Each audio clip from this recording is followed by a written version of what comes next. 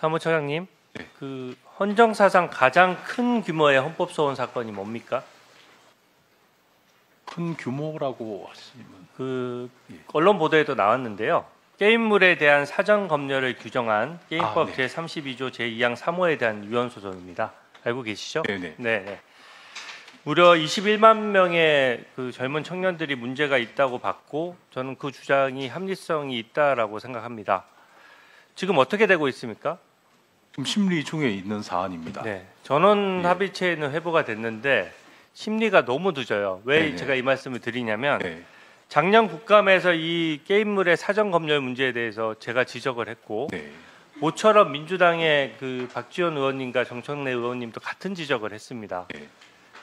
딱 그 자리에서 전임 사무처장께서 신속히 결정하고 제대로 살펴보겠다고 했거든요. 지금 거의 1년이 지나가요. 근데 이 부분은 저는 좀 신속한 결정이 필요하다고 보는 것이, 쟁점은 간단합니다. 영화, 드라마, 음악 이런 것들은 전부 K컬처의 일환이고 사전 검열이 다 폐지돼 있거든요. 네, 그렇습니다. 이제 우리나라의 문화 수준이나 이런 것들이 사전 검열로서 막는 것이 부적절하다고 보는 거죠. 네. 근데 게임물에 대해서만 유독 아직 사전 검열 제도를 유지하고 있어요. 근데 그 기준이 법 조문도 간단합니다. 범죄, 폭력, 음란 등을 지나치게 묘사해서 사회 질서를 문란하게 할 우려가 있는 게임물은 사전에 금지한다, 이렇게 되어 있어요.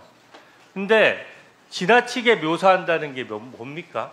예를 들어서 일본에서는 15세 이상 가로 그 게임이 잘 팔리고 있는 게임물인데 우리나라에서는 그게 또 막혀 있거든요.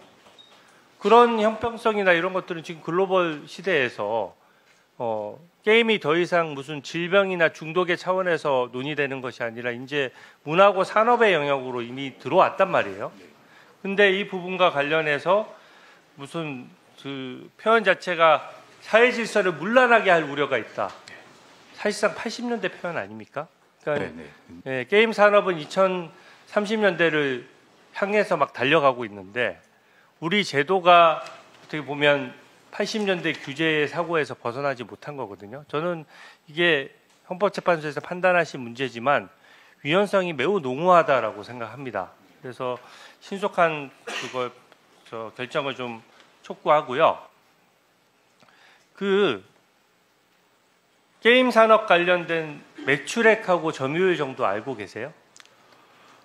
정확하게는 말씀드리기. 네, 대략 어느 정도 규모입니까? 대략 한번 생각해 보십시오. 대략 잘 모르시겠죠? 네. 뭐 당연하죠. 헌재 사무처장이시니까요. 근데 제가 사실은 저는 헌재가 이 헌재 판결이 미치는 산업적 영향이나 여러 가지 영향을 고려해서 사건의 우선순위를 좀 둘 필요가 있다라고 생각이 듭니다. 게임 산업은요 23조 원 규모입니다. 그리고 세계 점유율 전체 4위예요. 지금 헌재에서 고생하시는 분들 월급, 제 세비도 포함해서요. 게임 산업에서 번 돈으로 낸 세금이 포함되어 있는 겁니다. 근데 이게 사전 검열을 하게 되면 일단 창의성이 떨어지고 이용자의 편의도 편이지만 어떤 게임물을 만드는 사람이 벌써 이게 통과될 거냐 말 거냐를 사전에 해서 몇백억 투자해서 좋은 게임을 만드는데 그 게임과 관련해서 만약에 사전 검열에 의해서 아예 게임물을 팔 수도 없게 된다 그러면 누가 투자를 하고 누가 게임물을 만들겠습니까? 실질적으로 문제 있는 게임들은 또 사후에 통제하고 처벌하는 방법들이 분명히 있어요. 근데 그게 시장과 국민의 평가에 맡겨둬야지 사전 검열은 저는 극히 문제라고 생각하고, 그래서 헌재에서 신속 사건 또 적시 사건을 처리할 때 지금 너무 늦어요. 이게 지금 작년 국감에 얘기해서 똑같이 지금 공감하시는 것처럼 저한테 다 말씀을 하셨지만 그때는 마치 몇 달 뒤면 결론이 날 것 같았거든요. 근데 지금 아직도 결론이 안 나고 있습니다. 헌재 사건 많이 알고 있는 거 많은 거 저도 알고 있고요. 인력 부족한 거 이해하고 있습니다. 그러나 직접적인 먹거리나 이렇게 세계 게임 시장이 재편되고 있고 이런 급박한 상황, 또 중국에서 한국 게임 시장을 거의 따라잡은 걸 넘어서서 추월했다는 평가까지 나오고 있는 이런 실정을 사무처장님 정도 되시면은 행정을 총괄하시는 거기 때문에 그런 것을 봐가면서 우선순위를 결정하는 게 저는 국익에 부합하다고 보거든요. 거기에 대한 견해를 좀 밝혀주십시오. 네, 제 방은 위원님께서 걱정하시는 부분에 대해서 저는 100% 공감을 합니다. 또 그런 사건일수록 헌법재판소가 신속하게 판단을 내려줘야 된다고 생각을 합니다. 지금 9명의 재판관이 모두 구성되어졌기 때문에 재판부에서도 그 점을 감안하셔서 이런 시간 내에 결정이 있으리라고 생각을 합니다. 네, 알겠습니다. 예. 다음은 곽규택 위원님 질의 순서입니다. 시작해 주십시오. 네, 감사합니다.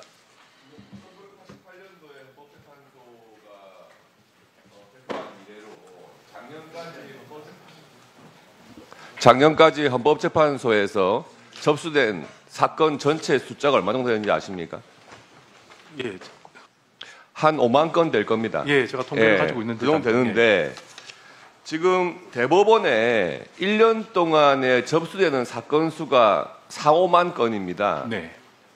그러면은 대법원에서 1년 동안 접수되는 사건에 대해서 어떤 판결이 나더라도 우리 그 재판을 받는 국민들 입장에서는 나의 기본권이 침해됐다 해가지고 또 헌법재판소에 내 사건을 다시 봐달라 하는 재판 소원을 낼 가능성이 굉장히 높거든요. 네.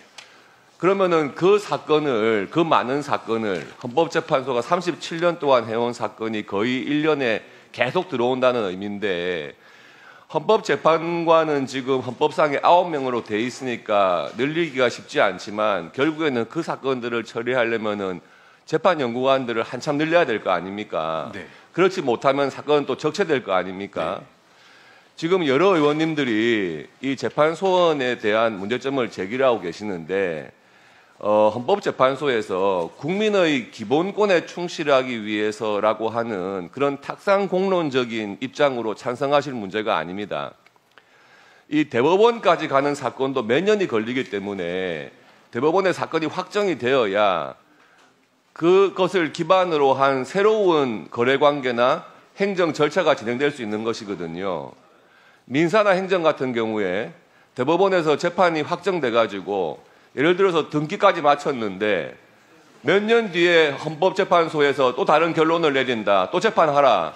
이런 식으로 하면 이게 재판을 받는 국민들 입장에서는 거래관계가 기본이 무너지는 경우가 생기는 거예요.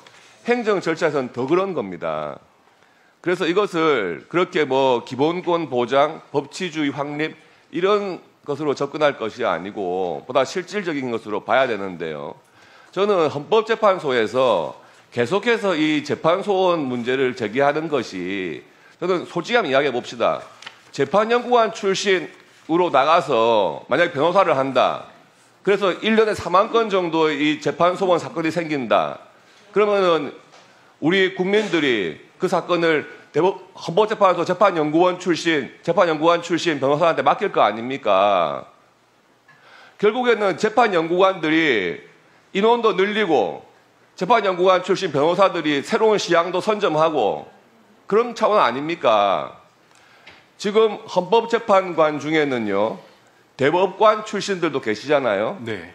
근데 대법원에서는 헌법재판소만큼이나 계속해서 이 재판소원에서 반대해 왔습니다. 그런데 재판소원에 대한 의견이 헌법재판소의 의견이라고 하는 것이 아니고 제가 보기에는 사무처의 의견인 것 같아요. 이 의견에 대해서 지금 헌법재판소에 계시는 헌법재판관님들 의견 일일이 다 물어보신 적이 있습니까?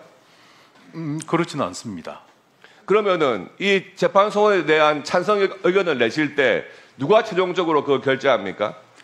헌법재판소에서 그 국회에 제출한 의견서 부분은 2013년도와 2017년도에 최근에 것만 말씀해 보시죠. 최근에 이 발의된 법안에 대해서 찬성 의견 내신 적이 있어요. 헌법재판소에서. 그 의견서는 소장님 결재 이후에 재판부에 모두 평의를 회람을 시켜서 그 회람된 의견을 다 반영해서 제출한 것입니다. 그런데 대법원에서 대법관 출신 헌법 재판관들도 다 찬성을 하시던가요? 네, 회람을 해서 다 의견을 반영했습니다. 그 희한하네요. 대법관으로 계실 때는 그렇게 다들 안 된다고 하시더니 헌법재판소로 오시면은 다 헌법재판소의 견해에 포섭되는 거 아닙니까? 독일에서 지금 재판소원 하고 있잖아요. 네네. 이게 재판소원 인용률이 얼마나 되는지 아십니까? 전체 사건 수에 대비하면 0.01%라고 말씀드릴 그렇죠. 수 있지만 예. 0.01%면요. 10,000건에 한 건입니다. 네, 네. 9,999건이 원래 대법원의 결정대로 확정이 되는 겁니다. 그런데 지금 우리나라 국민들이 그런 확률이라도 붙잡고 또 재판소원 할 거 아닙니까? 그렇다면 그 막대한 재판 비용, 헌법소원, 재판소원까지 기간, 그런 것이 얼마나 막대한 피해입니까, 국민들에게. 헌법재판소 입장만 생각하셔가지고 그렇게 뜬구름 잡는 말씀으로 재판소원 해야 된다, 이것은 국민들에게 사실상 굉장한 피해가 돌아간다는 걸 아셔야 됩니다. 간단히 통계에 대해서만 제가 답변을 드려도 되겠습니까? 네. 그 통계 부분에 있어서 전체 사건 접수에 대비하면 0.01% 정도 인용 가능성이 있다라고 하지만 본안 판단이 회부된 사건을 기준으로 판단을 해보면 40% 정도 인용 가능성이 있습니다. 그렇기 때문에 재판에 대한 헌법 소원은 독일에서도 매우 높게 인용되는 사건이라고 이끌어지고 있습니다. 그걸 이제 어떻게 정비하느냐의 문제라고 저희들은 생각을 하고 있습니다.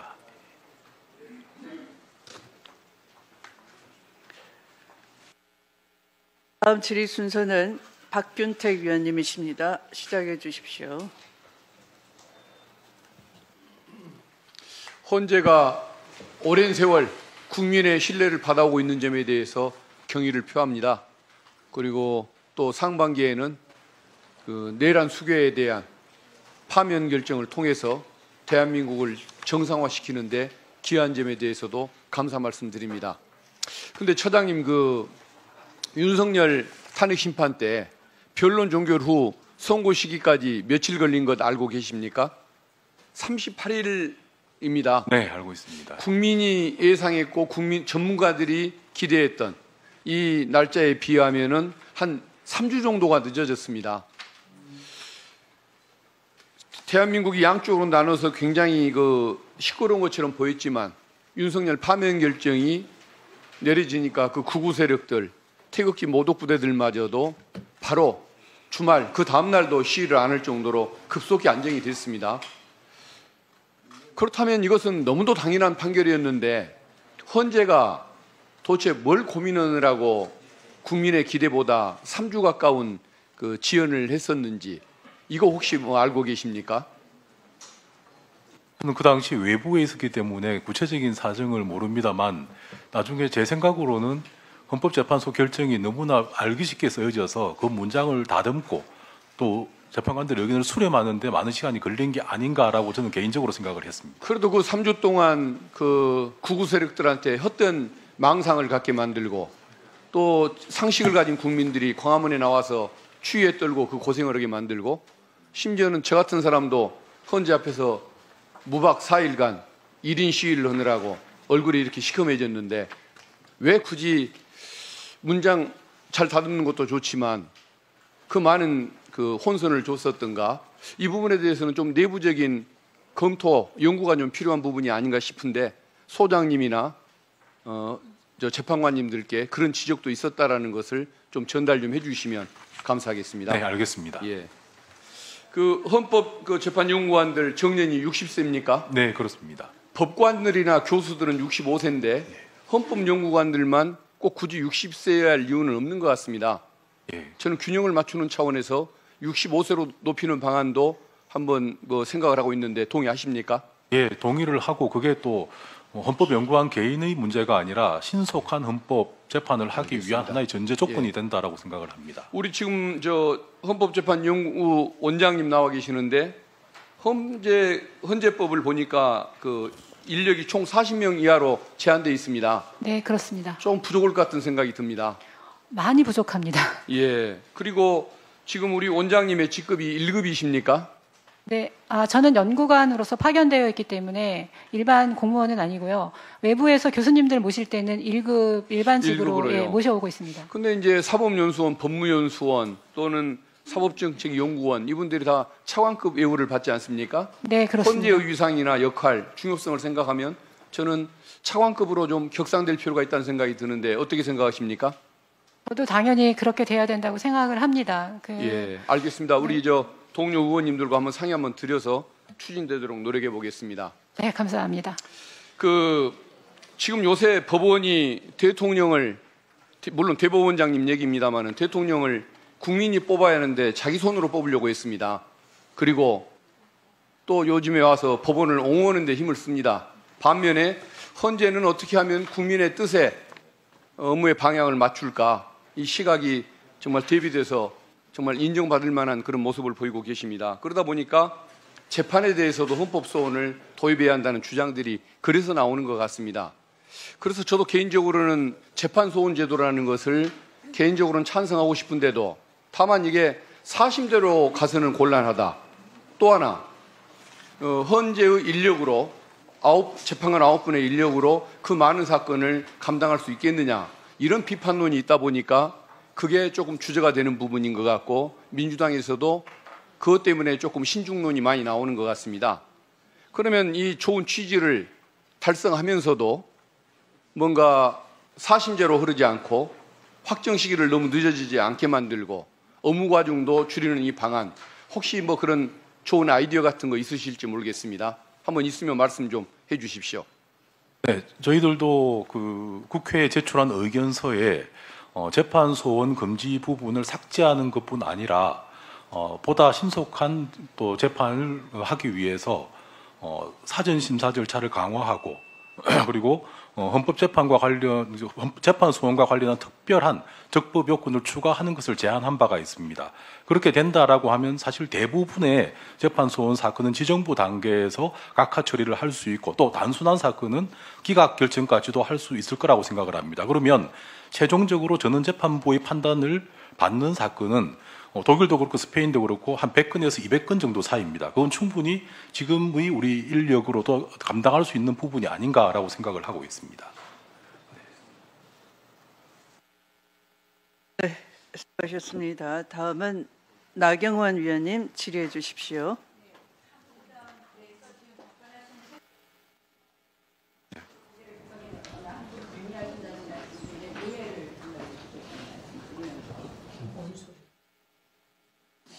너무 심으시네.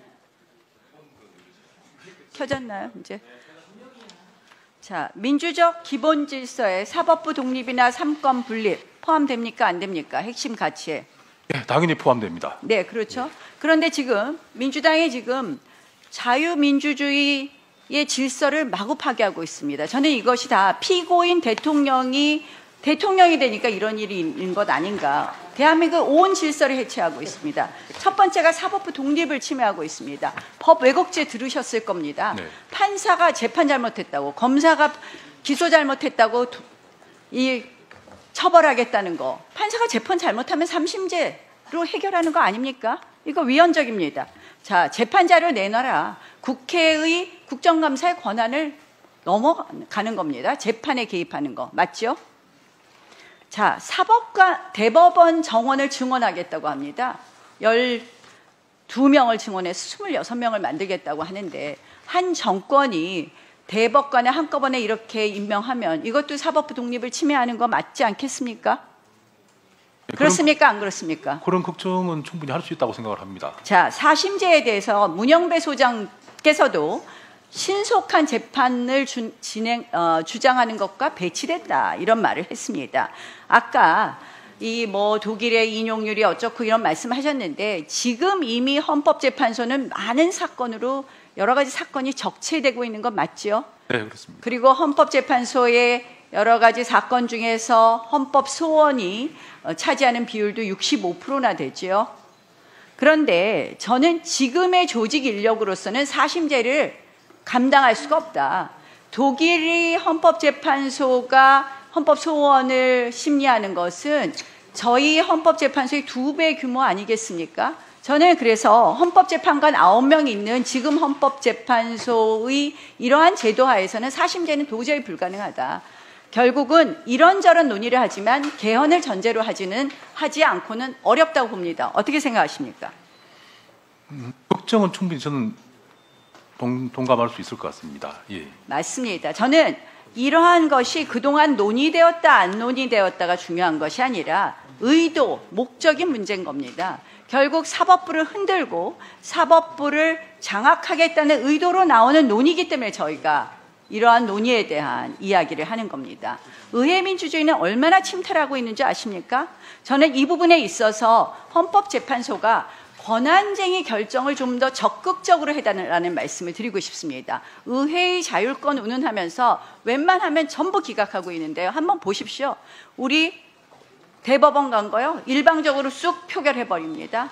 여태까지요. 국회에서 일방적 표결이 없었습니다. 의회 민주주의에서 합의 민주주의가 중요하다고 생각합니까? 다수결이 중요하다고 생각합니까? 네. 다 중요하지만 합의가 없는 다수결은 형식적이라고 생각을 합니다. 맞지요? 합의가 우선돼야 됩니다. 다수가 존중돼야 되지만 합의가 없는 다수는 다수의 폭정을 촉발합니다. 지금 대한민국 국회가 그렇게 되고 있습니다. 상임위에서 표결을 한다는 것은 한마디로 일방 표결, 강행 표결을 의미했습니다. 19대, 20대 4년 내내 10건, 7건, 21대 63건으로 늘어나더니 지금 22대 현재 몇 건 통과시킨 줄 아십니까? 일방 표결? 180건입니다. 지금 580건, 이렇게 되면 4년 동안 일방 표결을 580건 하겠다는 겁니다. 이게 바로 의회 독재입니다. 의원의 발언권도 상임위원장의 질서 유지권이다 하는 이유로 박탈합니다. 한번 보십시오. 이런 거를 헌법재판소가 심판을 자제하겠다? 이거는 다수의 폭정의 길을 열어주는 거라고 생각을 합니다. 토론 종결은요, 어떻게 하느냐? 방송통신위원회 폐지하는데 우리 법사위에서 딱 16번 걸렸습니다. 왜? 의원은 국회법 60조에 따라서 무제한 토론권이 있음에도 불구하고 국민의힘 1명, 민주당 1명 토론하라 그러고서는 그 다음 토론 종결합니다. 저는 헌법재판소가 이러한 식으로 소극적인 판결을 계속하는 것은 결국 다수의 폭정의 길을 열어주는 거라고 생각을 합니다. 앞으로 헌법재판소 이 부분에 대해서 적극적인 판단하시겠습니까? 네, 재판부에서 적극 고려하실 거라고 생각을 합니다. 저는 민주당이 바로 위헌정당 해산 심판 요건에 해당하는 대한민국의 헌법, 민주적 기본 질서를 위배하는 활동을 하고 있다고 봅니다. 지금 말씀드린 의회 민주주의를 파괴하는 것, 사법 침탈하는 것이 바로 위헌정당 해산 요건에 해당한다는 말씀을 다시 한번 드립니다. 네, 다음 질의.